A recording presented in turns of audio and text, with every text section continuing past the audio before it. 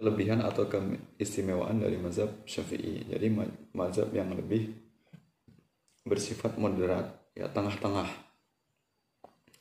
yaitu mazhab Syafi'i. Nah, termasuk ulama Nusantara menggunakan mazhab Syafi'i. Ya, ulama Nusantara menyebarkan mazhab Syafi'i. Kemudian mazhab Syafi'i yang lebih akrab dipakai oleh masyarakat Nusantara, bukan hanya Indonesia tentunya, di Suriah, di Mesir misalnya, di Malaysia, di Singapura, Brunei Darussalam, di Asia Tenggara itu dominan menggunakan mazhab Syafi'i.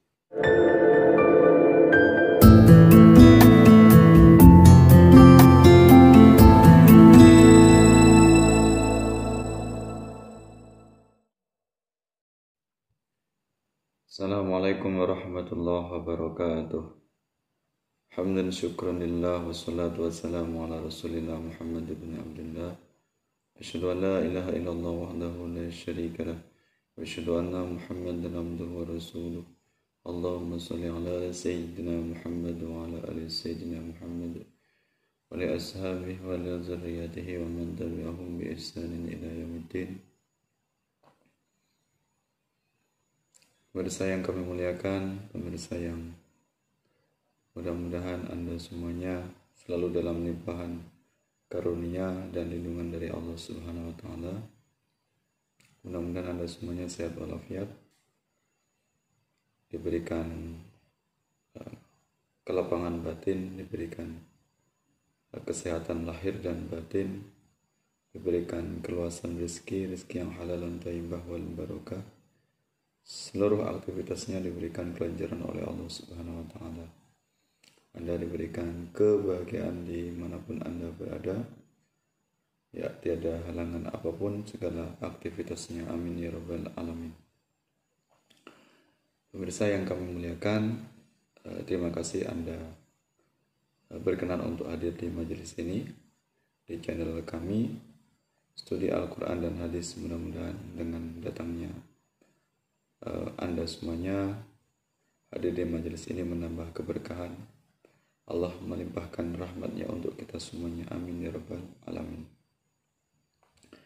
Minta doanya mudah-mudahan kami bisa istiqomah dalam ketaatan kepada Allah Subhanahu wa taala. Amin ya rabbal alamin. Pada kesempatan ini saya akan menjawab atau menguraikan dari pertanyaan sahabat kita, yaitu channel dari sahabat Padepokan Daya Rasa. Ya, silahkan nanti bisa berkunjung ke sahabat kita, yaitu Padepokan Daya Rasa. Boleh juga untuk silahkan jangan lupa untuk subscribe channel beliau. Ya, beliau sahabat kami Padepokan Daya Rasa menanyakan, ya, Assalamualaikum, waalaikumsalam warahmatullahi wabarakatuh. Next request dari saya, Ustadz, video kupas tuntas Imam 4 Mazhab. Ya, saya sudah aktifkan lonceng notif channel Pak Ustadz. Oke, terima kasih sahabat kami Padepokan Daya Rasa. Mohon maaf pertanyaan ini baru sempat untuk kami jawab karena dengan segala aktivitas kami dan baru teringat bahwasanya ada pertanyaan dari sahabat, sehingga insya Allah ini akan sama-sama kita kaji, sama-sama kita kupas tentang Imam Mazhab 4 ya, atau Mazhabul Arba'ah ya. Oke. Paham Ahlus Sunnah wal Jamaah atau kaum yang memiliki akidah Asy'ariyah atau akidah Maturidiyah, atau disebut dengan kaum Sunni. Sunni adalah nama lain dari Ahlus Sunnah wal Jamaah. Ini pasti mengikuti salah satu di antara 4 mazhab yang muktabar atau 4 mazhab yang kredibel, 4 mazhab yang bisa diakui keilmuannya, kapasitas keilmuannya. Ya. Nah, mengapa Ahlussunnah wal Jamaah ini memakai mazhab dalam beragama? Karena dalam rangka untuk memudahkan dalam melaksanakan syariat Islam. Karena kita tidak pernah bertemu dengan Rasulullah, tidak pernah bertemu dengan sahabat Nabi, generasi tabi'in dan seterusnya, maka tugas kita untuk taklid atau ittiba kepada Rasulullah SAW, tapi melalui perantara yaitu imam mazhab. Karena persoalan yang kita hadapi saat ini itu kita tidak bisa langsung bertanya kepada Rasulullah dan sahabat. Itulah makanya kita perlu bermadhab. Ya, maka sangat penting sekali kita beragama menggunakan mazhab. Tanpa menggunakan mazhab, tentu ajaran Islam sulit untuk kita laksanakan.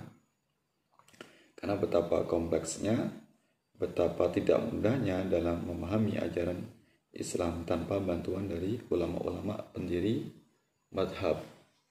Ya, dengan kita menggunakan mazhab, insya Allah kita akan selamat, akan mudah dalam melaksanakan syariat Islam, sehingga rangkaian ibadah kita, tata cara kita itu semuanya sudah mengacu atau sudah ditentukan atau sudah diatur oleh para imam mazhab. Tergantung kita menggunakan mazhab yang mana. Ya. Maka sangat aneh sekali, sangat rancu sekali kalau ada orang yang mengatakan kita tidak perlu menggunakan mazhab.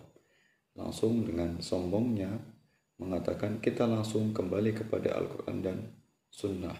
Kita langsung melaksanakan ajaran Al-Quran dan hadis. Kita langsung kembali kepada ajaran Rasulullah. Nah, kita langsung berpegang teguh kepada salafus saleh atau manhaj salaf. Maka itu sesuatu yang tidak benar. Itu sesuatu yang sangat aneh sekali, karena sangat tidak mungkin orang yang beragama pada hari ini yang dia tidak menggunakan mazhab atau pemikiran para ulama. Walaupun sekalipun itu kelompok yang mengklaim tanpa bermazhab, sebenarnya pada dasarnya mereka itu juga bermazhab, yaitu mazhab atau ulama yang tokoh-tokoh yang mereka pegangi atau mereka yang percaya, sehingga mereka juga berpegang teguh, taklid dan ittiba kepada tokoh yang mereka yakini itu. Artinya kelompok yang mengumandangkan anti mazhab itu sebenarnya mereka itu menolak 4 mazhab, tapi mengajak umat Islam untuk mengikuti mazhab yang dia pegang. Nah, ini sebenarnya misi mereka. Lantas siapa saja imam mazhab yang 4 itu atau mazahibul arba'ah?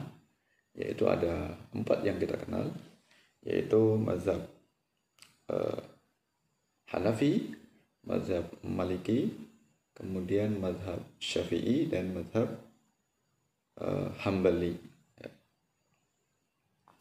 Nah, secara singkatnya biografinya bisa kita cek. Ya, maka umat Islam yang mengaku dia sebagai aswaja Ahlussunnah wal Jamaah pasti dia memilih salah satu di antara 4 mazhab ini, termasuk Nahdlatul Ulama misalnya, organisasi yang terbesar di Indonesia bahkan di dunia juga menggunakan mazhab. Di antara mazhab yang 4, mazhab yang dipakai adalah mazhab Syafi'i. Nah, kita berawal dari mazhab yang tertua atau mazhab yang banyak pengikutnya, mazhab yang tokohnya lebih sepuh di antara mazhab yang lain, yaitu mazhab Hanafi. Ya, ini didirikan oleh Imam Abu Hanifah An-Nu'man bin Sabit. Beliau lahir pada tahun 80 Hijriah di Kufah. Kufah itu adalah daerah yang ada di Irak. Wafat pada tahun 150 Hijriah. Ya, mazhab ini dikenal mazhab ahli qiyas atau akal, karena hadis yang sampai ke Irak sedikit. Nah, jadi begini maksudnya. Nah, mazhab Hanafi atau mazhab Imam Abu Hanifah ini mazhab yang lebih banyak berpegang atau berpedoman kepada ra'yu atau akal, atau mazhab yang menggunakan kias, ya, dominan adalah menggunakan kias. Kias ini berarti lebih banyak berpusat pada pemikiran akal. Bukan berarti kemudian menolak hadis, menolak Al-Quran dan sebagainya, tidak. Tapi untuk menguatkan dari Al-Quran dan hadis atau sunnah itu lebih banyak berpegang kepada analogi atau kias atau ra'yu atau pemikiran akal. Mengapa demikian?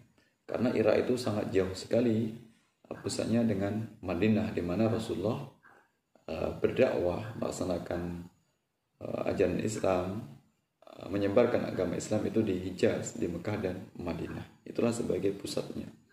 Maka dengan semakin jauhnya ajaran Islam itu sampai ke Irak, otomatis jejak-jejak dari ajaran yang dibawa oleh Rasulullah itu sangat sedikit sekali. Umat Islamnya di Irak banyak, tapi sumber-sumber yang otentik dari hadis misalnya itu sangat sedikit sekali karena jaraknya yang begitu jauh.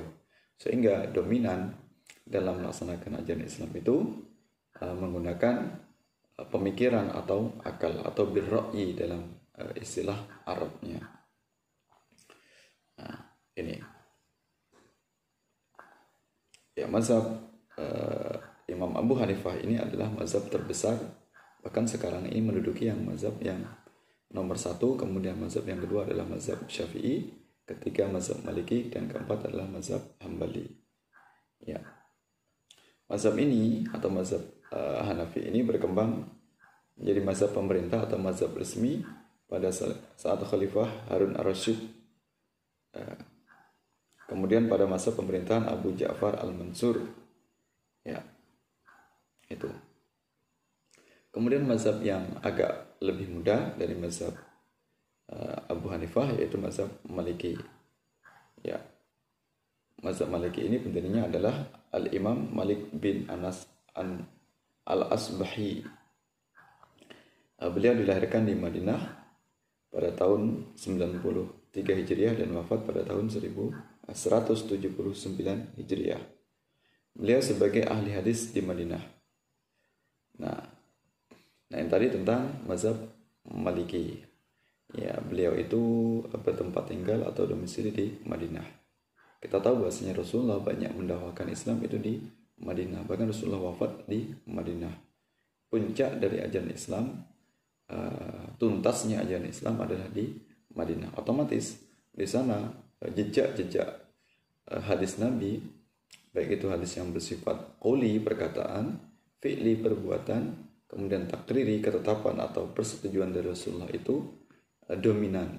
Ya, Rasulullah banyak menghabiskan usia dakwahnya di Madinah. Otomatis Imam Malik ini mengambil referensi ajaran Islam selain Al-Quran adalah hadis. Ya, jadi banyak didominasi oleh hadis. Bahkan beliau itu dikenal sebagai tokoh yang berpijak pada hadis, termasuk amalan-amalan yang dilakukan oleh ahli Madinah atau orang penduduk Madinah. Karena kita tahu amalan penduduk Madinah adalah mereka berinteraksi dengan Rasulullah, otomatis mereka banyak menerima hadis yang bersumber dari Rasulullah. Nah, karya dari Imam Malik ini adalah Al-Muwatta, yang suatu saat nanti Imam Syafi'i ini belajar kepada beliau, yaitu belajar mengkaji kitab Al-Muwatta dari karya Imam Malik. Kemudian yang ketiga, mazhab yang agak lebih muda dari pendahulunya yaitu Hanafi dan Maliki, yaitu mazhab Syafi'i. Tokoh utamanya adalah Al-Imam Muhammad bin Idris Asy-Syafi'i Al-Quraisy. Beliau lahir di Ghuzah. Ghuzah itu di daerah Palestina pada tahun 150 Hijriah dan wafat di Mesir pada tahun 204 Hijriah. Beliau belajar kepada Imam Malik yang dikenal dengan Mazhabul Hadis. Ya. Nah, kemudian beliau pergi ke Irak dan belajar dari ulama Irak yang dikenal sebagai Mazhabul Qiyas. Ya, beliau menyatukan mazhab terpadu yaitu mazhab hadis dan mazhab qiyas. Itulah keistimewaan mazhab Syafi'i. Ya, beliau pada usia 7 tahun sudah hafal Al-Quran. Nah, ini tentang Imam Syafi'i. Termasuk ulama Nusantara, Wali Songo, dan ulama-ulama yang mengaji atau belajar ilmu di Hijaz, di Mekah dan di Madinah, ulama-ulama Nusantara seperti Imam Nawawi Al-Bantani, pendiri Nahdlatul Ulama Hasyim Asy'ari, ya, kemudian Syekh Ahmad Khatib Al-Minangkabawi, Syekh Ahmad Khatib As-Sambasi Al-Banjari, kemudian Syekh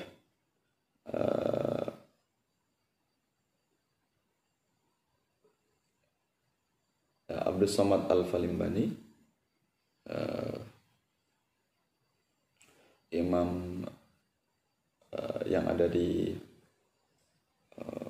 Madura, Khalil, ya, Syekh Khalil Bangkalan Al-Bangkalani, Madura, ya, kemudian Kiai Soleh Darat As-Samarani di Semarang, dan banyak ulama-ulama Nusantara, ya, termasuk tadi Nawawi Al-Bantani, ya, Syekh Nawawi Al-Bantani. Mereka bermazhab Syafi'i karena belajar di Hijaz, di Mekah dan Madinah pada masa itu. Yang berkembang adalah mazhab Syafi'i. Nah, keistimewaan dari mazhab Syafi'i ini, beliau memadukan antara rasional pemikiran atau akal, yaitu mazhab yang dipakai oleh Imam Hanafi, dan menyatukan dengan mazhab Maliki yang dominasi menggunakan hadis. Ya, itu kelebihan atau keistimewaan dari mazhab Syafi'i. Jadi mazhab yang lebih bersifat moderat, ya, tengah-tengah, yaitu mazhab Syafi'i. Nah, termasuk ulama Nusantara menggunakan mazhab Syafi'i. Ya, ulama Nusantara menyebarkan mazhab Syafi'i, kemudian mazhab Syafi'i yang lebih akrab dipakai oleh masyarakat Nusantara, bukan hanya Indonesia tentunya, di Suriah, di Mesir misalnya, di Malaysia, di Singapura, Brunei Darussalam, di Asia Tenggara, itu dominan menggunakan mazhab Syafi'i. Termasuk dalam silsilahnya, Islam datang dibawa oleh para ulama. Itu jalur Wali Songo itu adalah Syekh Imam Muhajir, ya, keturunan dari Sayyidina Husain, yang menggunakan mazhab Syafi'i. Nah, keistimewaan mazhab Syafi'i tadi mampu mengkompromikan atau mengkombinasikan antara akal dan hadis, ya, antara tekstual dan kontekstual, ya. Jadi mengkompromikan itu sehingga mazhab Syafi'i dikenal sebagai mazhab yang moderat, ya, tidak dominan salah satu. Kalau mazhab Maliki dominan kepada teks, hadis-hadis Nabi. Kalau mazhab Hanafi dominan kepada akal, ya. Kemudian karya dari Imam Syafi'i ini adalah di antara kitab yang banyak dikaji oleh ulama-ulama. Kemudian kitab Ar-Risalah yang isinya tentang usul fikih, ya. Nah, Imam Syafi'i ini belajar kepada Imam Malik, kemudian belajar kepada murid dari Imam Abu Hanifah, sehingga wajar kemudian dalam pemikirannya, dalam keilmuan ini dipengaruhi oleh dua tokoh itu. Walaupun secara langsung ya, belajar itu Imam Syafi'i kepada Imam Malik, sedangkan Imam Syafi'i mengambil ilmu dari Imam Hanifah melalui muridnya, karena ketika Imam Syafi'i lahir itu Imam Hanifah dalam keadaan wafat. Nah, jadi Imam Syafi'i hanya bertemu dengan Imam Malik, ya. Kemudian Imam Syafi'i ini juga dikenal dengan kaulnya, dengan fatwanya, yaitu qaul qadim dan qaul jadid. Qaul qadim ini ketika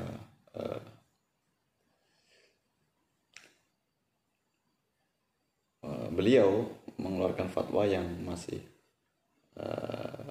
lampau atau terdahulu, kemudian beliau memperbarui pemikiran atau hasil dari analisis beliau terhadap hukum-hukum, yaitu dengan adanya qaul jadid. Jadid artinya pembaharu atau memperbarui keputusan-keputusan beliau. Ya, itu karena terjadinya perubahan hukum ini karena bersifat hukum itu dinamis dan relatif bisa berubah-ubah sewaktu-waktu. Ya. Kemudian mazhab Hambali ini mazhab yang muda, ya. Dinamakan Hambali karena pendirinya bernama Imam Ahmad bin Hambal Asy-Syaibani, lahir di Baghdad tahun 164 Hijriah dan wafat tahun 248 Hijriah. Beliau adalah murid dari Imam Syafi'i, ya, yang tidak pernah pisah sampai Imam Syafi'i pergi ke Mesir. Ya. Nah, Imam Ahmad bin Hambal ini juga dominan beliau sebagai ahli hadis. Ya. Dan kita tahu bahwasanya mazhab Imam Ahmad bin Hambal ini lebih cenderung bersifat ketat dalam pengambilan hukum, termasuk kalangan Salafi misalnya, kalangan Wahabi ini banyak dipengaruhi atau mereka mengklaim sebagai pengikut dari mazhab Hambali, sehingga banyak pemahaman-pemahaman yang bersifat tekstual. Walaupun kita tahu mazhab Imam Hambali atau mazhab Hambali ini sebenarnya adalah mazhab masih masuk dalam kalangan aswaja Ahlussunnah wal Jamaah, tapi bedanya kalau kelompok Salafi ini bukan murni mengikuti pemahaman dari mazhab Hambali, Imam Hambali, tapi juga dipengaruhi oleh beberapa tokoh sentral yang mereka pedomani. Di antaranya adalah Syekh Muhammad bin Abdul Wahab, pendiri dari aliran Wahabi, kemudian Ibnu Taimiyah sebagai tokoh tauhidnya yang mencetuskan dari tauhid tauhid, yaitu rububiyah, uluhiyah, asma wa sifat. Kemudian tokohnya ada Albani yang dianggap sebagai tokoh hadis di kalangan Salafi. Kemudian yang ahli fatwa atau mufti yang tergabung dalam Lajnah Daimah Arab Saudi atau Saudi Arabia, itu Syekh Shalih Utsaimin, kemudian Syekh Shalih Fauzan bin Fauzan. Ya, ini beberapa tokoh yang sentral yang menjadi pegangan dari kelompok Salafi Wahabi. Walaupun mereka mengklaim sebagai pengikut mazhab Ahmad bin Hambal, sehingga wajar kemudian di lapangan atau di masyarakat sering terjadi bentrok pemahaman. Bahkan kelompok Salafi Wahabi ini lebih banyak menyerang amaliyah Ahlussunnah wal Jamaah atau Aswaja atau NU misalnya, karena mereka ini sangat ketat dalam menjalankan syariat, sangat bersifat tekstual, ya, menerima apa adanya teks-teks keagamaan tanpa menggunakan akal. Nah, itu tentang mazhab Ahmad bin Hambal. Karya beliau yaitu diantaranya adalah Musnad Ahmad bin Hambal. Isinya tentang hadis-hadis yang diamalkan oleh Rasulullah secara langsung, atau hadis-hadis yang mereka yakini sebagai hadis yang sahih yang diriwayatkan oleh mazhab Hambali atau Imam Ahmad bin Hambal. Nah, ini penjelasan singkat dari kami untuk sahabat kami. Mudah-mudahan kita bisa memahaminya dan kita bisa istiqomah melaksanakan syariat Islam, bisa berpegang teguh kepada ajaran Ahlussunnah wal Jamaah yaitu di antara 4 imam mazhab tadi. Ya, kalau kita menggunakan mazhab Syafi'i, alhamdulillah, karena memang mayoritas umat Islam di Indonesia adalah menganut mazhab Syafi'i, sehingga kita lebih mudah dalam melaksanakan syariat Islam ketika kita di mana-mana berada. Praktek tata cara sholat, wudhu dan sebagainya mengikuti mazhab Syafi'i, termasuk guru-guru kita semuanya bermazhab Syafi'i.